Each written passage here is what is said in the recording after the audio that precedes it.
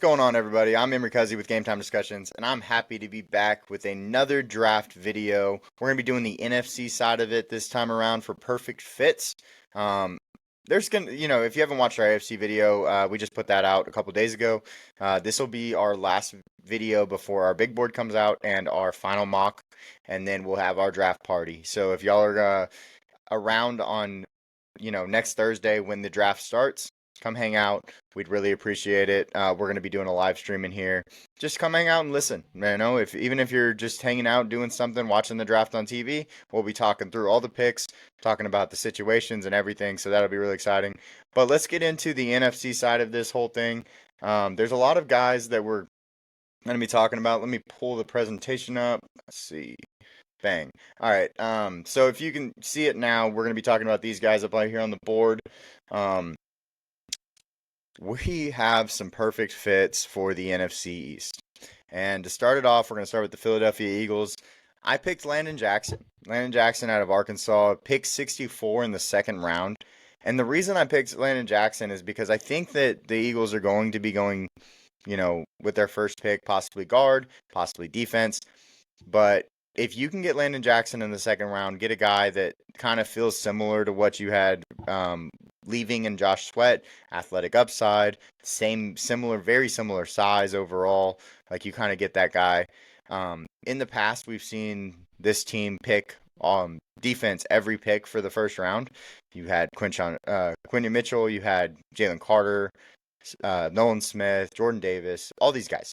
And this could be, you could see both first and second round where they go defensive line because they did have some departures. They had Bryce Huff leaving, they had Josh Sweat leaving, and they had Brandon Graham retiring, which we've seen Brandon Graham be there for a long time. So without him, you lose that veteran savvy, which I think is really intense. But Jackson has that similar size to Josh Sweat that we talked about, and replacing his possible, upside would be good. Great run stopper. He had an 87.9 run stopping ability, and I think he has the versatility you want to see out of a player. He can play a 3-4 defensive end or stand up and play outside linebacker. He can also play in your nickel package where you run a 4-down and play that edge rusher. So I think that's why he's the perfect fit for the Eagles because they like to do so much. And I think he gives you the ability to stay in that stuff without having to say, because I don't think Jalix Hunt can play 3-4 defensive end or outside or defensive end in a 4-down.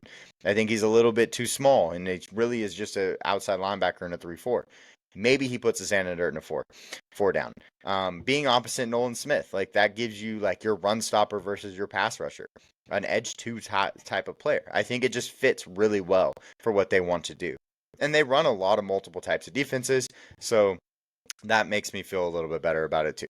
And then he could even start over Ajomo if he added some weight. So if you asked him to come in and give like that position in that 3-down, Ajomo playing that 4-eye, I think that he could come in and do that. Ajomo was a later round pick last year who played well, don't get me wrong, but replacing Milt Williams and being like the guy is a much bigger thing than being a rotational piece. So adding a rotational piece that can also threaten to be a starter in Landon Jackson, I think makes a ton of sense. And I think it's a great fit, even if a lot of people aren't talking about it. Next, I have the Washington Commanders. And one of the guys that is falling in the draft that I just think, and I understand, it's due to these issues with outside situations. He's never been in trouble with the law. He's just a guy that, and James Pierce, who kind of has some disciplinary issues, but he's falling. He's a top 15 player in this draft class, and he's falling. So that gives me a really good reason to be like, hey, we're pick 29. We're gonna go get this guy. Like that's that. So yeah, we're gonna see James Pierce go to the Washington Commanders at pick 29, and we're gonna be a little annoyed because of the fact that he shouldn't be there. Their current edge defenders are Dorrance Armstrong, Clelin Ferrell, Deatrice Wise Jr. They average a total of 12.2 sacks per season, which is awful. They had 43 total sacks in 2024. Those mostly came from 2 players, Frankie Louvu, who's on the team still, and Dante Fowler Jr., who plays for the Cowboys now, who had 10.5 sacks. They had 43 total. He had 10.5 of them. That's a quarter of them. you need more pass rush. And the way to do it is to get a guy who fell to you. Pierce ran a 4.47 40. He had a 23.0% pass rush win rate. He had 21.4 pressure per snap. And he had 7.5 sacks on a team that did not want to put him in the game because they have a 10 deep rotation for no reason at Tennessee. So you're going to get a guy with a lot of upside that would have possibly been the number one overall edge rusher in this class if you were just talking about him in the last summer.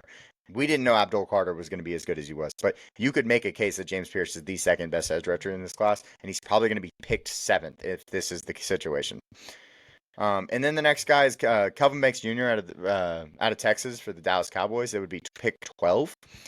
You have a starter with him at right guard right away. There is no starter currently at right guard. He would be able to slot in and take over.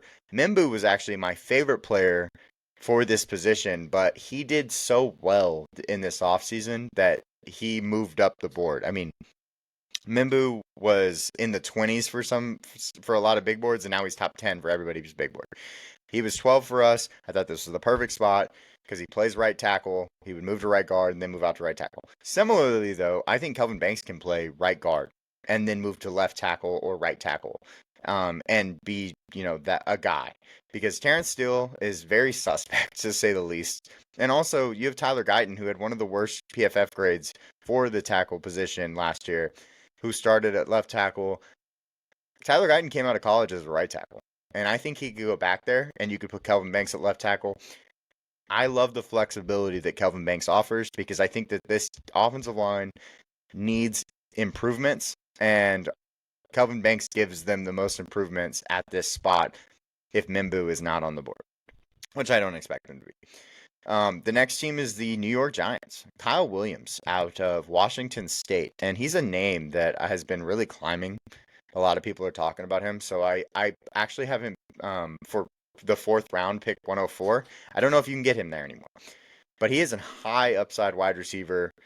A lot of alignment versatility, and this would be one of the better receiver landing spots for just about anybody because you have Malik Neighbors, who's the number 1, but it's kind of wide open after that. I mean, you're not hanging your hat on Darius Slayton or Wan'Dale Robinson as your number 2 and Theo Johnson as your tight end. Like, you need another playmaker. And I think that Kyle Williams, opposite Malik Neighbors, similar body types, would be a perfect situational player. I think there's immediate opportunities for a guy like this. He has big play style. He has 17.1 yards per reception, which is crazy. And then 14 touchdowns this year. Like, he's a big play guy opposite another guy that really, is going to do the similar things. If you go in there and you're like, hey, I know that Malik Neighbors is going to get 12 targets, I don't see why Kyle Williams won't get 7 and give you opportunities. So he could be, if he does go to the Giants, he does get this opportunity. I think he could be, a true dynasty value. I think he's a guy you target with best ball. So everything's about landing spot. And I think Kyle Williams landing at the Giants would be perfect. And then we'll go over to the North. And in the North, we have some of the best teams in football. And the best way to describe what they need is, there are certain positions, but it's big boys for the most part.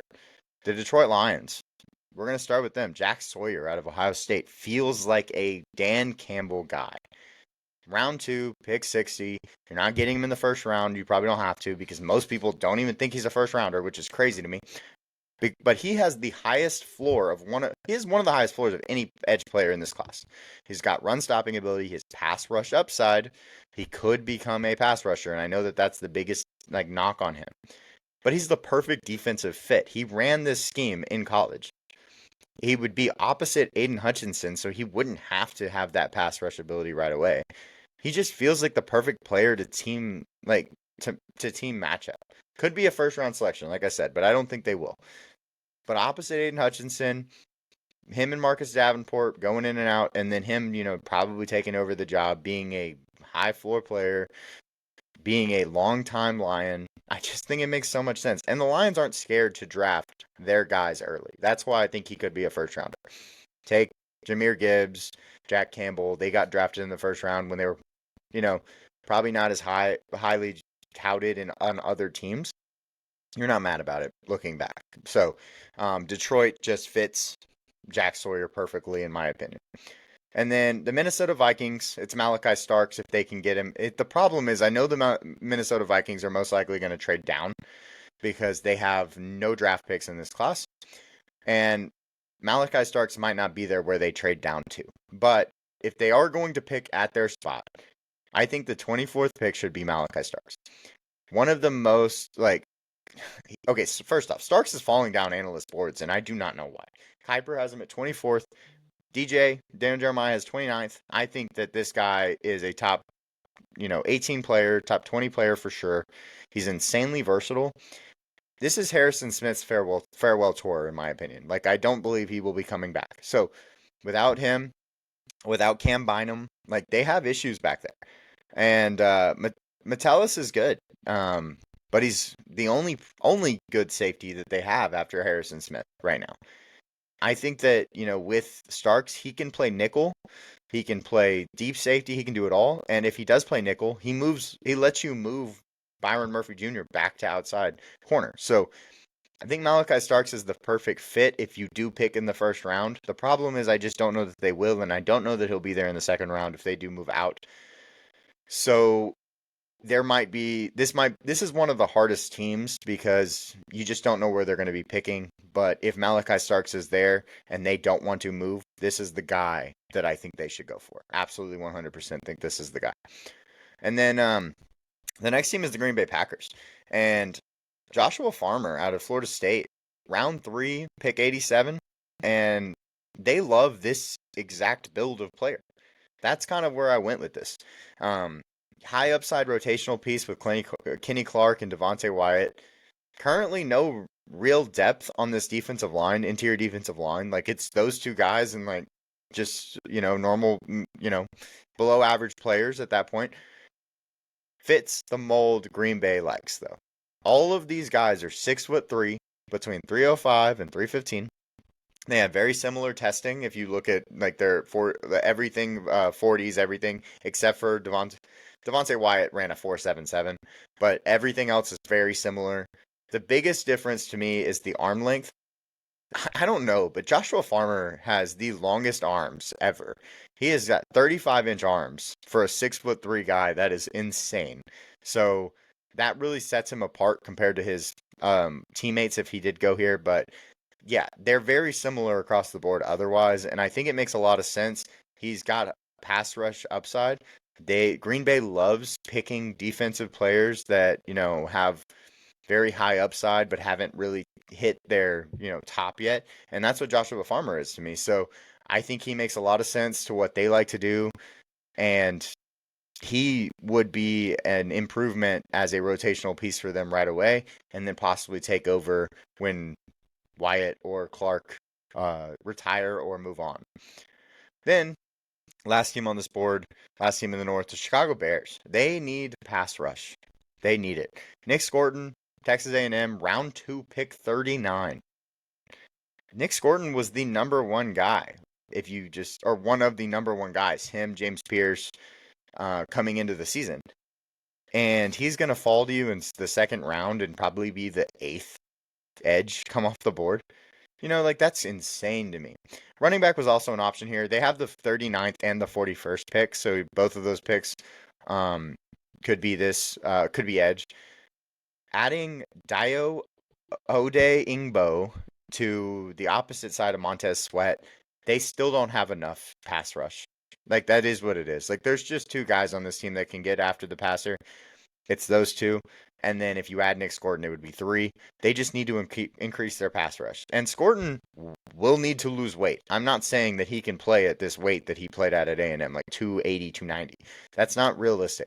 But if you do go ahead and look back at the Purdue expectations, like, that's what I want. I want a 250 Nick Scorton screaming off the edge at his age, very young guy.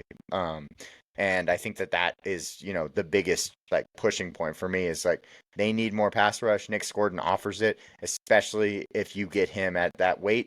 You probably get the middle of the first round Nick Scorton over the second round Nick Scorton.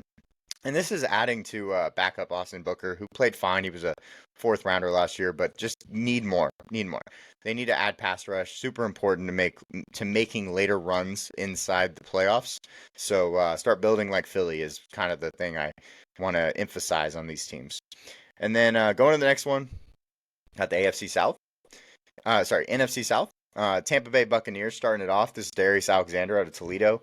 If you watch these videos, you're going to see a ton of defensive tackles and defensive ends trying to pair them with the best teams that they go to. Now, Darius Alexander, round 2, pick 53.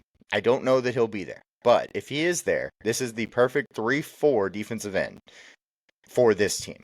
Logan Hall and Greg Gaines are both 2026 unrestricted free agents. They need help stopping the run. They need a run stopper because that can play all three downs too, but they need a run stopper on first and second down. 90.3 run grade right here out of this guy. He's a little bit older. He is ready to go day one and play for this team. Pass rush upside. If you watched him at the Senior Bowl, you know that he has that pass rush upside from anywhere on the defensive line. So I think that makes a lot of sense. I want to mention Kalijah Cansey, who was a first rounder a couple of years ago, 46.0 grade this year. He was 100th out of 118. And the reason he was, and remember I said they're losing Logan Hall and Greg Gaines. The reason he was is because he had a 32.2 run grade, which is not good. Not good at all. And he was on the field for 409 pass rush snaps and only 179 run snaps. So Kalijah Cansey is a liability on first and second down, basically is what I'm getting at. He is a true outlier. Kalijah Cansey was. He was 6 foot 5/8 at second percentile. He had a 281 pounds, fourth percentile, and his arms are 30 and 5/8 inches, which is first percentile. But he ran a fast 40, and that's what put him in the first round. So Darius Alexander is kind of like the opposite of that. He has the pass rush upside if he can get there, but he is going to stop the run. He's going to be on the field, 3 downs. He's going to have, all the snaps that you can ask for. And that's why I think he's a perfect fit to be opposite a guy like Kalijah Cansey, who needs to figure out how to stop the run with his very small build or move to edge, I guess. And then the next team is the Atlanta Falcons. Mike Green out of Marshall. Pick number 15. He will be here most likely. 5 total picks in this whole draft, though, for Atlanta, and they were awful at getting after the passer. Atlanta ranked 31st with 31 sacks last year, which is not good.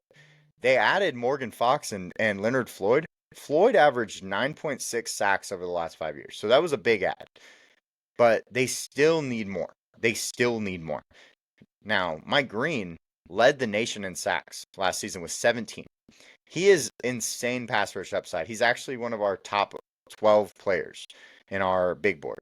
So he's legit to us. And I think that you're going to get a little bit of value on him here, but you're also going to get the perfect type of player that you need to improve your defense and get after it and be special, maybe. Maybe just absolutely special, because he's going to have the opportunities to push for what I believe is all pros. And so I think that Mike Green is a guy that, if he does get to 15, I don't think that Atlanta can get the card in fast enough. I think he's the perfect fit.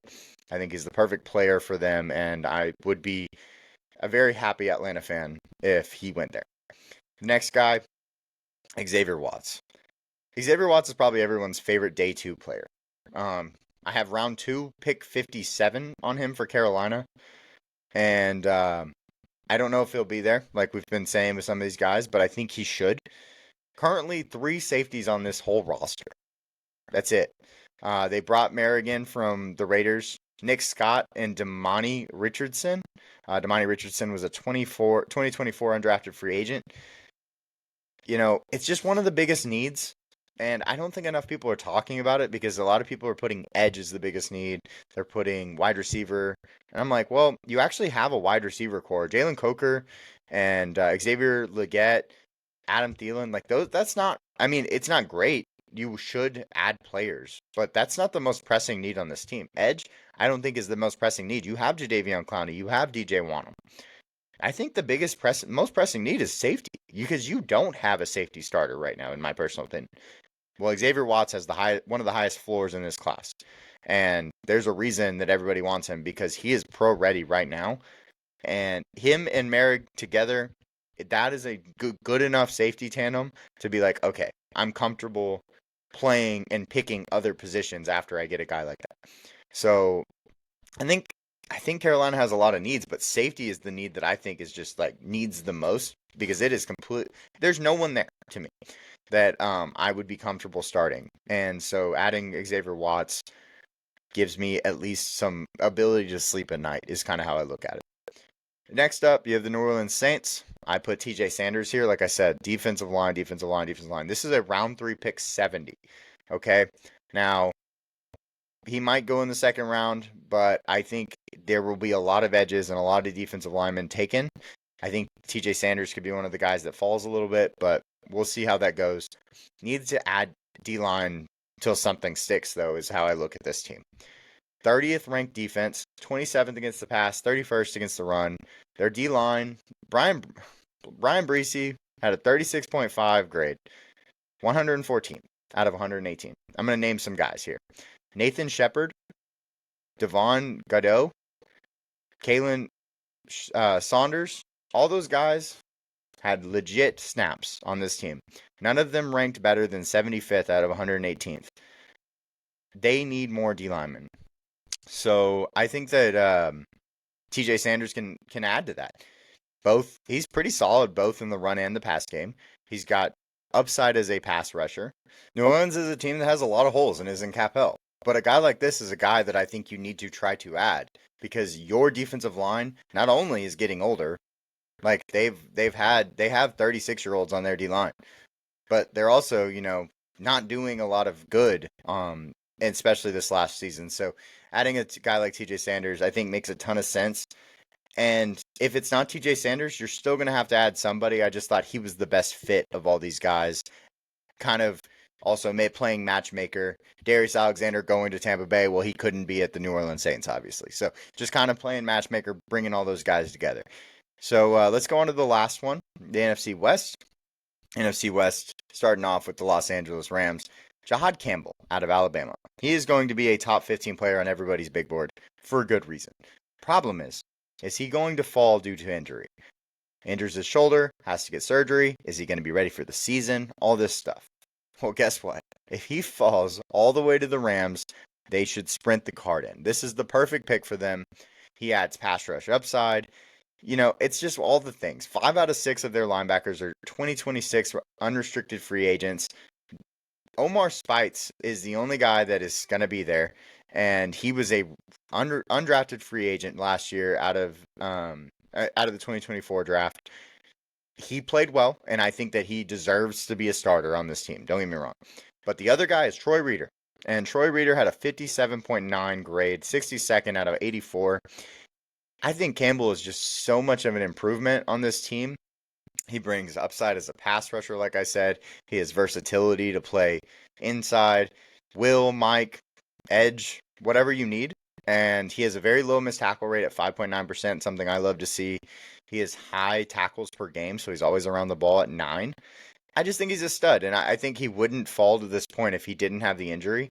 But because he's falling, he's the perfect pick for the Los Angeles Rams. I think that this is where, if the Rams get to this point, they love adding young athletes and studs. Jahad Campbell's just another one to the Braden Fisks, the Jared Verses, the Kobe Turners, whoever you want to say. Omar Speights. They just do a good job of drafting and finding guys. This would be a huge, huge pick, and no one would think that this was a underrated pick like some of the other ones that we've seen.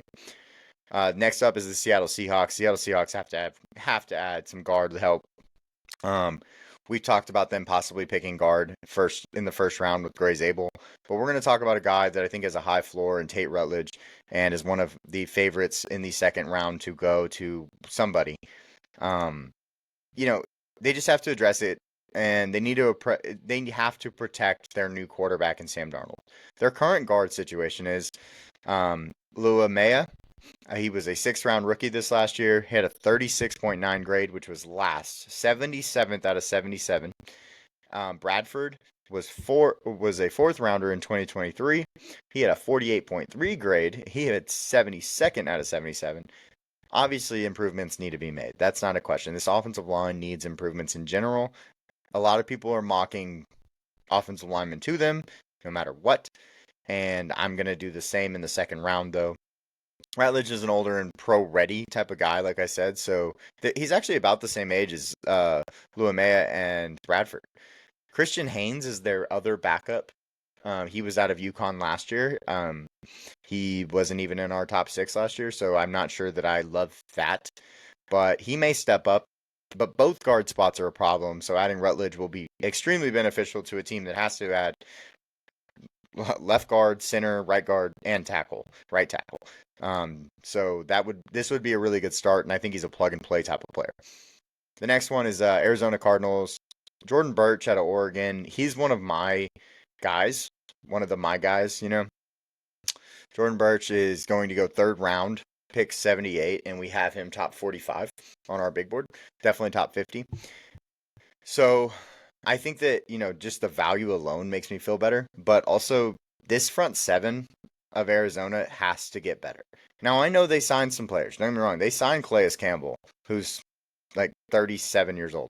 They signed LJ Collier, who was a first rounder that busted, basically. So I think that the upside with Jordan Birch and the positional flexibility that he gives you as a 3-4 defensive end or outside linebacker, because he did weigh in at 280 pounds, is important. So he's probably a tweener at the end of the day, but they love tweeners. Darius Robinson last year, that's the exact same build that I see with a Jordan Birch. And adding him to the opposite side, putting his hand in the dirt, or even standing him up, I just love that. It adds the depth and the rotational ability that I think they need. And this front seven has been one of the worst, like I said, in recent years. Injuries have not helped that.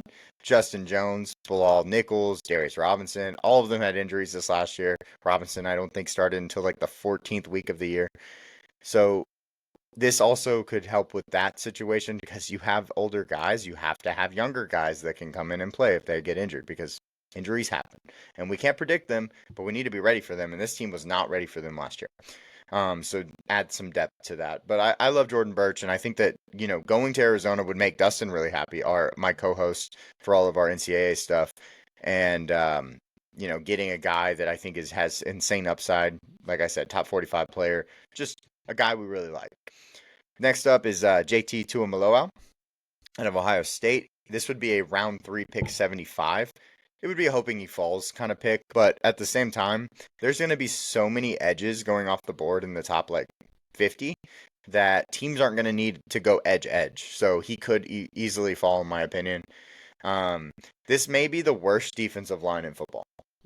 If Nick Bosa is not there, this is by far the worst defensive line, and you cannot name another defensive line that's worse.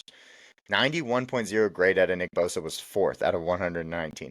The next best is 60.8, with a bunch of 40s after that. But 60.8 is the second best on this team. I'll give you some names, because you're not going to know very many of them. Jordan Elliott, Evan Anderson, Kevin Givens, Kylia Davis, and then 2 edges, Drake Jackson and Yuder Gross-Matos. That's who you're playing with right here. Nick Bosa and those guys. We have to add players, and we've been on the kick that they're going to go cornerback in the first round, because edge maybe, but more so defensive tackle is kind of not the position that most people are going to be picking at 11. Mason Graham would have to fall to them, in my opinion, for them to pick him. We might have, Walter Nolan higher, but I don't think they're going to go with it. So if they go corner in the first round, they need to hit 3 or 4 edge/defensive tackles past that. JT is one of the best run stoppers in this class, 87.3 grade with 3 down upside. He's not a great pass rusher, but at least he has this, what I like to call just relentless pressure. He gets after it. He actually came into college as a defensive tackle when he was coming out of high school. He was a 5-star. And then moved to edge. He lost some weight. He's about 270. That's still feels huge for an edge.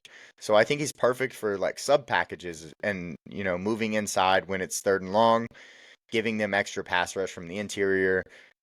That seems like something he can do. And like I said, this team needs players. Like they don't have players on their D line. There are so many issues. JT gives them, upside at least to be a starter, first off, and then pass rush, interior pass rush if he needs to. I think that he's a really good building block for a team that needs just really good, solid, high floor players. JT had 22 tackles for loss and 12 and a half sacks last year. He had 14.2% pressure per snap rate. Like, yeah, he's limited, but at the same time, like, this is a perfect pick in the third round for a team that needs just guys. And you get a high floor guy that can play now. That's the type of player I want if I'm going to be the San Francisco 49ers. Trying to figure out what to do with my own cap hell based on what we're going to have to do with Brock Purdy. This is the type of guy that you want to get to fix those types of issues. Let me stop sharing. That is the NFC. We already did the AFC. We've got the final mock draft coming out next week. We've got the big board coming out next week. Top 100. I'm very excited about it. It's only our second year doing this. The first year we did top 50. This year we're doing top 100. Maybe next year we do a full draft guide. We will see. But we appreciate you hanging out I appreciate you hanging out with me and being a part of this. Please like, comment, and subscribe to this video. Comment who you think is the best pick for your team. Talk about whatever you want in the comments. I will answer. And I appreciate you guys being a part of this journey. Come hang out with us next week for our draft party. We will be in here. We'll be eating wings, drinking beer, and we will be talking about every pick that goes in and out while the draft is happening throughout the first round. So I appreciate you, and we'll see you on the next one.